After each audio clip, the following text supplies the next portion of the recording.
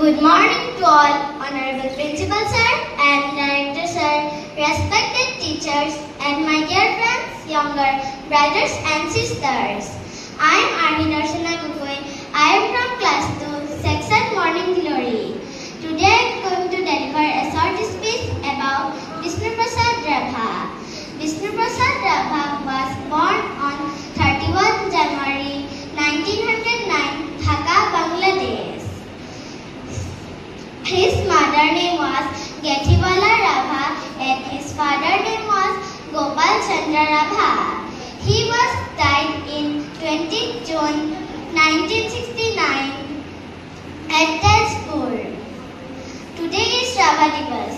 We celebrated Rabha Divas on 20 June to commemorate the death anniversary of Vishnu Prasad Rabha.